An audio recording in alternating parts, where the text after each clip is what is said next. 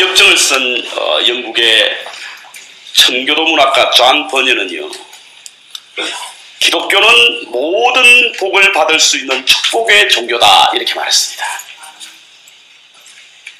이 세상에 종교가 많지만 그 중에서도 기독교는 가장 축복의 종교라는 것입니다. 반기독교적인 사람들은 기독교를 천한 종교로 전락시키려고 축복을 잘못된 물질관계와 연결시켜서 기복 사상만을 추구하는 미신적인 샤머니즘의 종교라 이렇게 호도하지만 우리는 누가 뭐래도 축복의 종교인 것만은 틀림이 없습니다.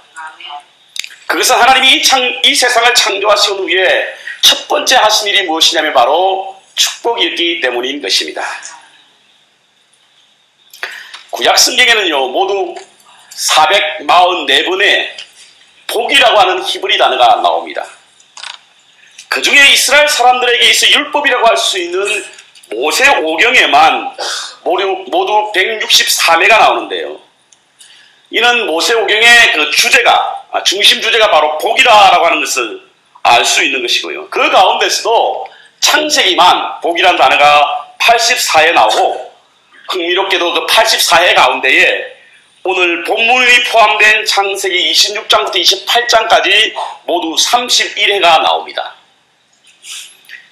길지 않은 말씀 가운데 이렇게 많은 수의 복에 관한 말씀이 나온다라고 하는 것은 이 본문의 주인공이 바로 축복의 사람이다라고 하는 의미인 것입니다. 오늘 본문에 나오는 주인공이 누구죠? 야곱입니다. 야곱.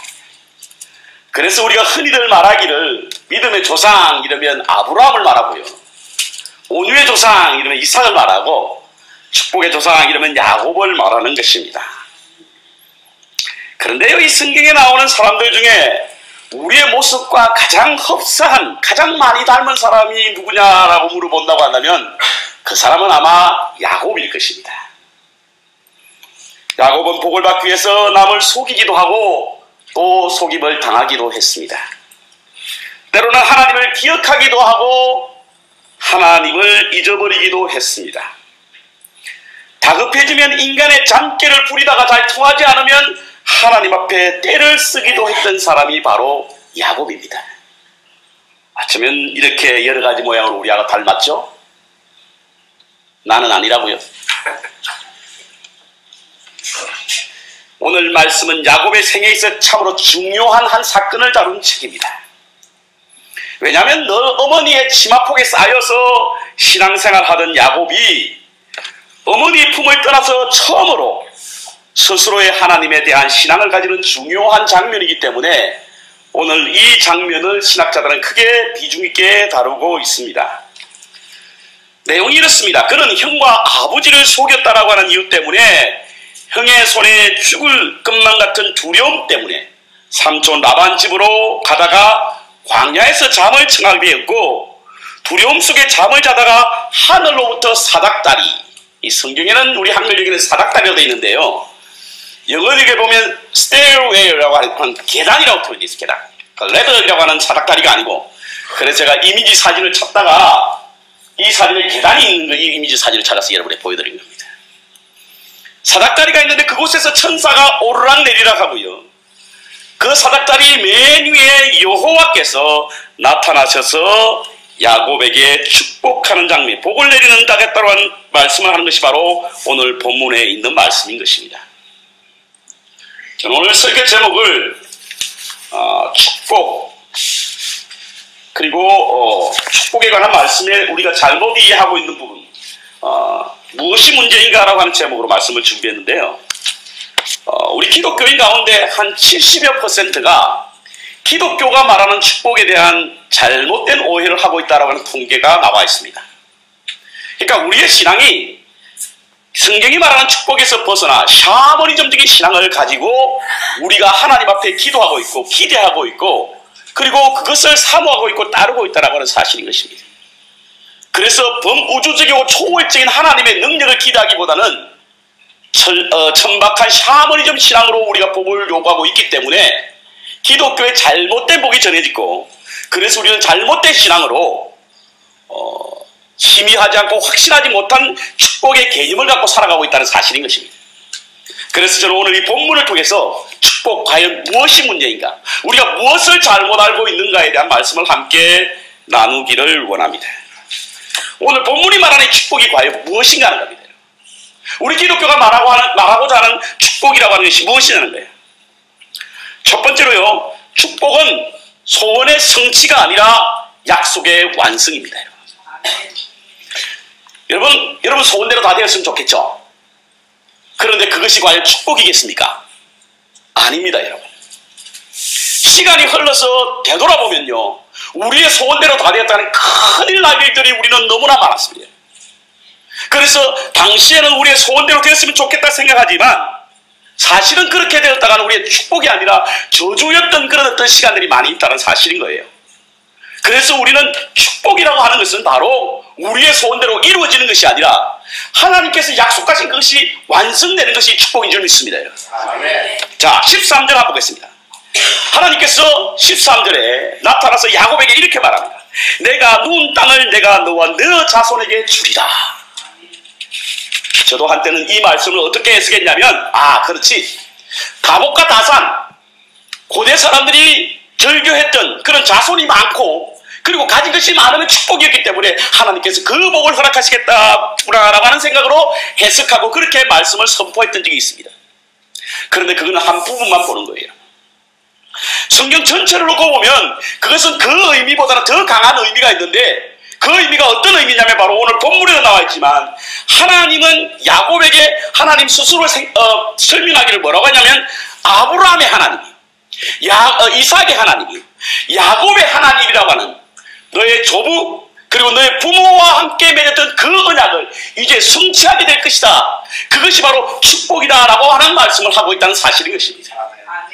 이게 지금 당장 내가 원하는 내 소원이 아니라 너의 조부부터 약속되어 왔던 그 약속을 성취하게 될 텐데, 그 성취의 축복을 너에게 허락하겠다라고 하는 말씀인 것입니다. 사실은 아브라함과 이삭에서부터 약속은 되어졌지만 약속이 성취된 게 아니지 않습니까? 그렇죠. 그런데 이 언약이 야곱에 의해서 성취되겠다고 했는데요, 실제로 야곱은 12명의 아들 그리고 요셉의 아들인 머나세를 통해서 이스라엘 백성에게 있어 국가의 틀을 맞추게 되는 어떤 12지파를 나눴고, 그들의 그 아들들이 그 족장으로, 그리고 이스라엘 사람들이 가나안 땅에 점령했을 때는 12지역으로 땅을 분배할 때에 그 자손이 오늘 본문의 약속대로 이루어지게 되었다라고 하는 말씀인 것이죠. 그러니까 하나님의 약속, 축복이라고 하는 것은 사실은 우리의 소원대로 되는 것이 아니라 하나님께서 미리 약속하신 그 일을 이루시는 것이 축복입니다. 야곱은 속이는 자였어요. 그는 나이가 많아 혼미해진 아버지를 속이는 페류나였습니다. 여러분, 자신의 형도 속였습니다. 그래서 그가 한 행동이 참으로 못마땅해 보입니다. 성경에도 그래서 이러한 행동을 칭찬하지는 않았습니다. 그런데요, 어떻게 하나님이 그에게 축복을 하셨을까?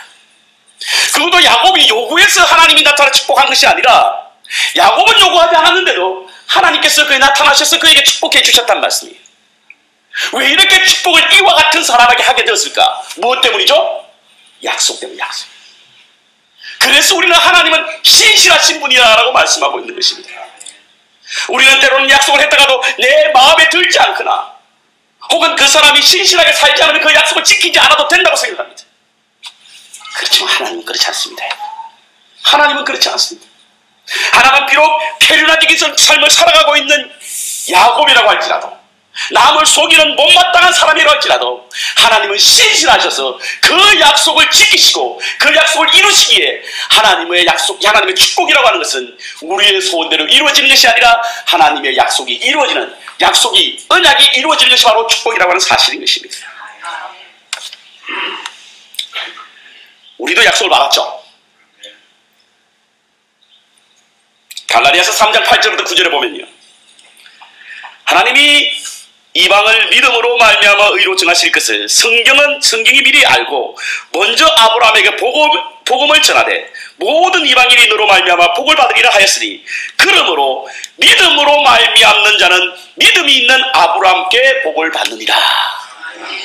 자, 우리는요, 우리의 잘남과 상관없이 그리고 우리 행위와 상관없이 하나님께서 약속하신 그 약속, 곧 아브라함에게 주던 그 복을 말씀으로 말미암아, 믿음으로 말미암아, 그리스도로 말미암아 믿는 믿음이 있는 자에게는 아브라함과 똑같은 복을 허락해 주시겠답니다. 아멘. 이 약속이 우리에게 성취되는 것이 복입니다. 아멘. 그렇다면 우리가 이런 질문이 생기죠. 아니 목사님, 그러면 야곱과 같이 막 살아도 됩니까? 그래도 하나님의 약속은 신실하시니까 우리에게 이루어주시는 거죠. 그렇습니다, 여러분. 맞습니다. 그렇지만요, 여러분과 제게 오해를 불러일으킬 소지가 있기 때문에 잠깐 짚고 넘어가면, 우리는 하나님의 약속의 축복으로 말미암아 야곱이 하나님께서 그 축복이 이루어지긴 했지만, 그러나 야곱은 다른 누구보다도 정말 질곡의 삶을 살았던 사람이 바로 야곱이에요. 그는 아버지와 형을 속였다는 이유 때문에 삼촌 라반에게 속임을 당하였고, 결국에는 그의 사랑하는 아들 열에게도 속임을 당했지 않습니까, 여러분? 얼마나 파란만장한 삶을 살았습니까? 그렇다고 한다면 우리가 야곱의 생애를 통해서 축복과 고난을 어떻게 해석해야 될 것인가?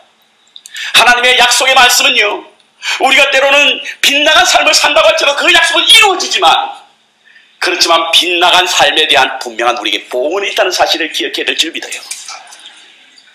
그렇다고 한다면 우리가 하나님의 약속된 백성으로 복된 삶을 살고 이 땅 위에 복된 인생을 영위하기 위해서는 약속의 백성과 같은 삶을 살게 될 때에 고든 길을 갈 뿐만 아니라 복된 인생을 살 뿐만 아니라 하나님의 약속이 우리 삶 속에 성취되는 그런 놀라운 역사가 나타나게 될 줄 믿습니다. 아멘. 두 번째로요, 축복은 소비가 아니라 생산입니다. 시작. 소비가 아니라 생산. 이게 무슨 말인가? 여러분, 소비라고 하는 것은요, 내가 받아서 끝을 내는 그런 소비예요. 맞죠? 그런데 내가 받고 잘 만들어서 다른 사람에게 주면 뭐라고요? 생산. 재생산한단 말을 하죠. 축복이라고 하는 것은 내가 받고 그걸로 끝나는 것이 아니라 그것을 다시 재생산해서 다른 사람에게 나누는 것이 축복입니다. 아멘. 오늘 이 본문 한번 14절에 보겠습니다. 14절에 보면요, 땅의 모든 족속이 너와 내 자손을 인하여 복을 얻으리라. 너와 내 자손을 어떻게 인해서? 우리가 흔히 축복의 통로라고 하는 말씀을 하죠. 바로 이 말씀입니다. 하나님의 축복이라고 하는 것은 나로서 끝이 나는 것이 아니라 나로 하여금 그 축복이 재생산되어 다른 사람에게 전달되는 것이 하나님의 축복인 거예요. 그렇다고 한다면 기독교인이 몰래 물 정한수 떠놓고 나만 잘 살게 해달라고 기도하는 것은 기독교인의 복이 아닙니다. 실제로 야곱은 삼촌 라반에게 복덩어리였지 않습니까? 삼촌 라반은 이제 20년 살았죠. 보내주지 않았습니다. 왜 보내주지 않았을까? 삼촌 라반이 생각할 때 야곱은 복덩어리였기 때문에, 이거 보내주고 나면 내가 그동안 받았던 축복을 다 사라질 것만 같은 생각 때문에 야곱을 보내지 않았습니다. 그는 그 스스로 이렇게 고백했습니다. 여호와께서 너로 인하여 내게 복 주신 줄을 내가 깨달았다. 옆 사람한테 인사하십시다. 너로 인하여 복을 주신 것을 깨달았다. 너로 인하여 복을 주신 것을 깨달았다. 아멘은 안 하시니? 아멘. 축복이라고 하는 이 한문의 축자는요, 빌축자고, 이게 왜 이렇게 헷갈렸죠? 제가 줄 땐 잘 줬는데, 복자는 복복자입니다. 그러니까 축복한다라고 하는 것은 복을 빈다는 의미예요. 하나님께서 우리 임혜영 집사에게 복을 내릴 것을 내가 빈다는 게 축복입니다, 여러분. 여러분들이 자꾸 축복하세요. 그 축복은 바로 내가 받고자 하는 것이 아니라 누군가에게 그 복을 빌어줄 때 우리는 축복한다라고 하는 말을 합니다. 헬라어로 축복하다는 말은요, 유로게인이라는 뜻입니다. 유로게인이라고 하는 말의 의미는요, 유라고 하는 좋다라는 의미와 로게인이라고 하는, 이게 자꾸 틀렸네 이거. 네. 로게인이라고 하는 그런 말해준다는 뜻입니다. 그러니까 축복한다는 말은 좋은 말을 해준다는 뜻이에요. 좋은 말. 그것은 그 사람이 잘났기 때문에 좋은 말을 해주는 축복이 아닙니다, 여러분.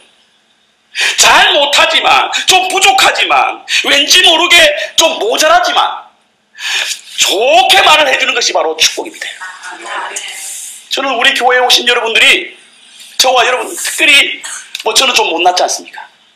그렇지만 여러분들 계속 좋은 말을 해주면 좋게 될 줄 믿습니다, 여러분.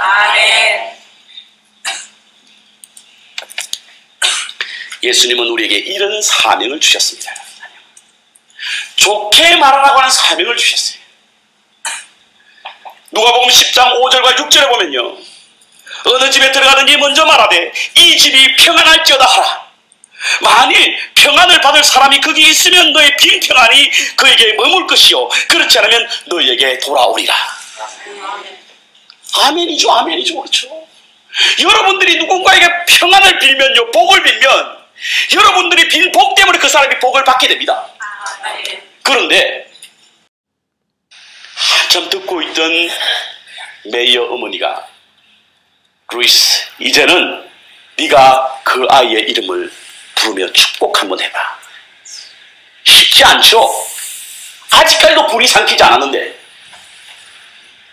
그래도 어머니가 그렇게 말하니까 억지로 할 수 없이 누구누구야 너를 축복해, 참 시덥지 않게 이야기했죠. 들리는 소리가 괜찮아요. 막 나무 사이로 메아리가 돼가지고 들려오는데, 좀 더 크게 내가 너를 축복해 라고 하니까 그 소리가 전 숲을 감쌌더니 이 오디오로 서라운드 스타게 들린다. 좀 더 내가 축복한다고 그랬더니 나무들이 다 흔들리면서 너를 축복해, 축복해. 한마디 했는데 몇 마디 돌아왔다? 10마디가 다 돌아왔습니다. 그렇습니다. 여러분, 금년 안에 우리 교회가 숲을 이루는 교회지 않습니까? 우리 숲 속에서 축복의 메아리가 울려 퍼지길 주의 이름으로 축원합니다. 좀 모자라도 내 마음에 들지 않아도 그것이 축복이에요. 그 축복은 소비가 아니라 생산입니다. 끊임없이 여러분에게 간 축복이요, 여러분 삶 가운데 재생산되어 가지고 많은 주위에 있는 사람들이 그 축복을 흘러넘치게 하는, 흘러내리게 하는. 그래서 하나님께서 야곱에게 너가 축복의 통로가 되게 할 것이다. 너로 인하여 복을 받게 될 것이다. 저는 아침마다 우리 성도님들을 위하여 축복합니다. 민수기서 6장 24절에서 26절에 있는 말씀, 여호와는 내게 복을 주시고 너를 지키시기 원하며, 여호와는 그의 얼굴을 내게 비추사 은혜 베푸시기를 원하며, 여호와는 그 얼굴을 내게로 향하여 드사 평강 주시기를 원하노라. 이렇게 기도합니다.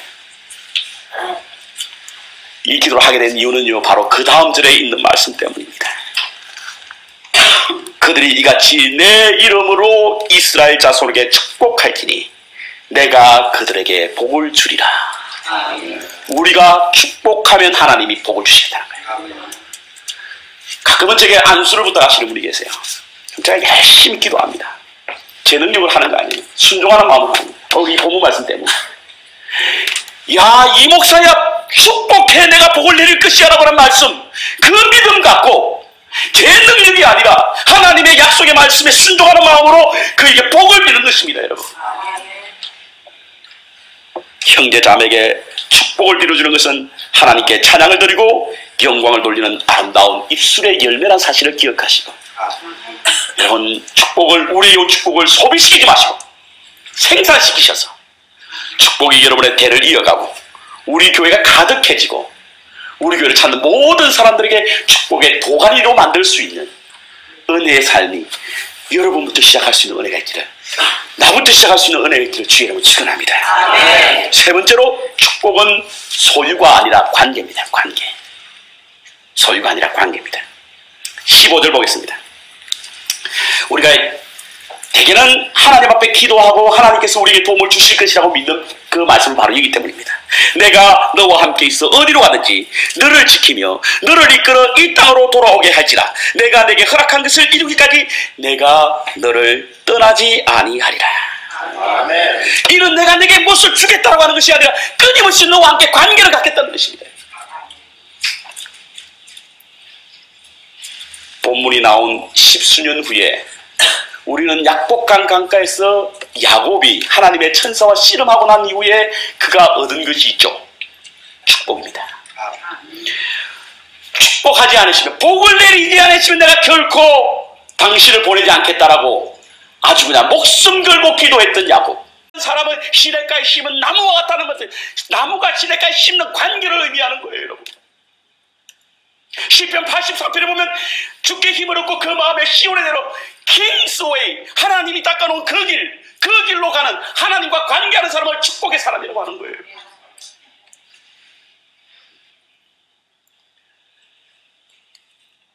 마태복음 5장에 보면 팔복 나오죠. 팔복. 심령이 가난한 자는 복이 있나니. 이게 복이 있나니라고 하는 말의 그 헬라어는요, 마카 비자는 무음이고 리오라고 하는 거예요. 마카리오예요. 이 마카리오가 어떤 말로 변해진 줄 압니까? 스페니시 말로. 헤이 마카리나, 그 마카리나.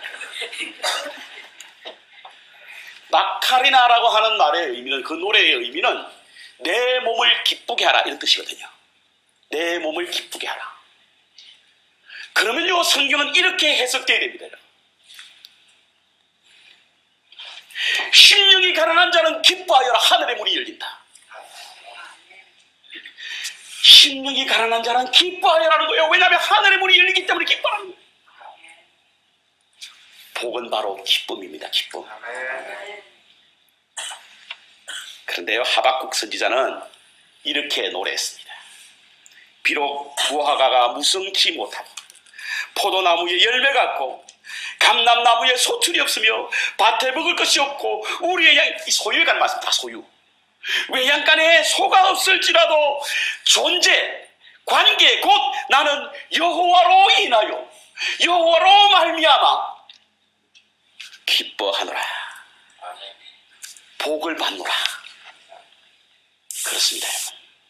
복이라고 하는 것은 어떤 것을 가져서 받는 것이 아니라 하나님과의 관계를 통해서 하나님이 우리를 지키시고 보호하시고 앞에서 인도하시고 뒤에서 후미에서 호위하시고 때를 따라 시를 따라 우리에게 먹을 것과 입을 것을 주시고 눈물의 샘을 갈지라도, 눈물의 골짜기를 갈지라도 그곳에 샘이 되게 해서 우리에게 생명수가 넘치게 하는 그 하나님과의 관계가 바로 우리가 축복임을 기억해야 될 줄 믿습니다, 여러분.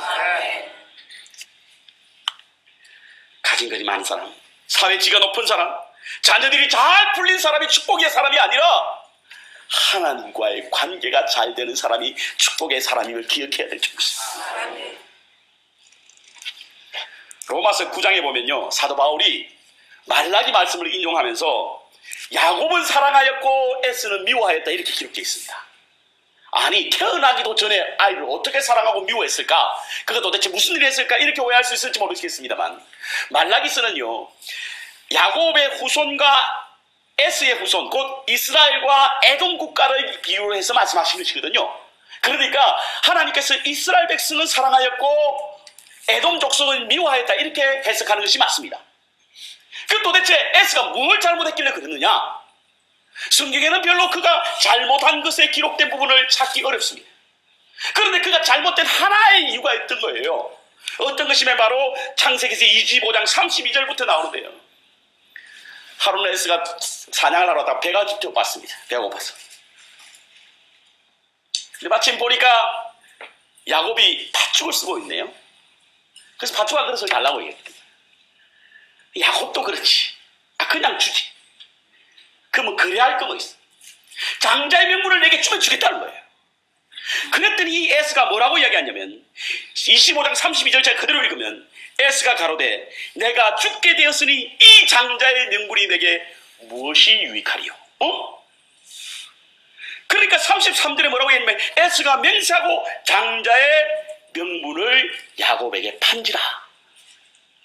그런데요, 창세기서를 기록한 사람은 어떻게 해석했냐면 34절에 야곱이 떡과 팥죽을 에스에게 주매 에스가 먹으며 마시고 일어나서 갔으니 에스가 장자의 명분을 경홀히 여겼더라, 이렇게 읽고 있습니다.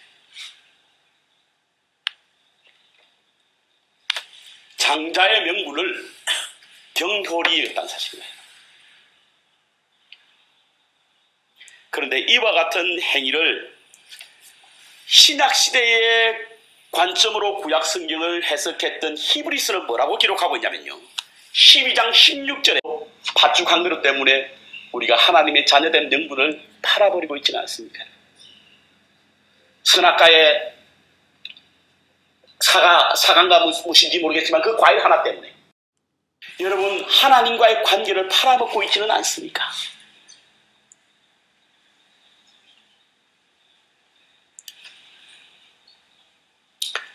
로리베스 존슨이라고 하는 사람이 쓴 최고의 경영적 예수라고 하는 책이 있습니다. 이분이 원래 신학자는 아닌데 경영자인데 이 책을 쓰고는 저도 이 책을 참 많이 읽고 참 은혜 많이 받은 책입니다.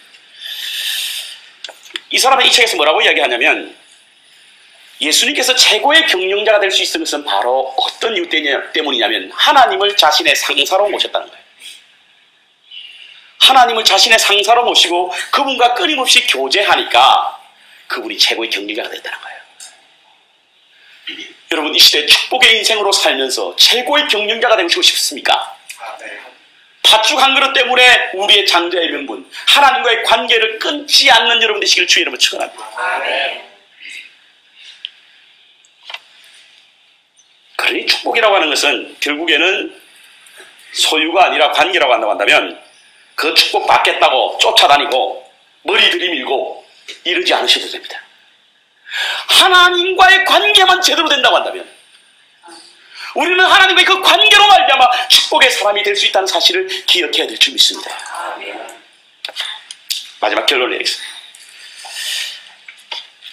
야곱이 출발한 브엘세바에서 오늘 잠을 청한 베델까지 거리는 모두 250리라고 합니다. 250리. 성인 한 사람이 1시간에 걸을 수 있는 그 거리가 10리라고 그러죠. 그렇다고 한다면 10시간 걷게 되면 100리를 걷는 것이고 15시간 걷게 되면 150리를 걷습니다.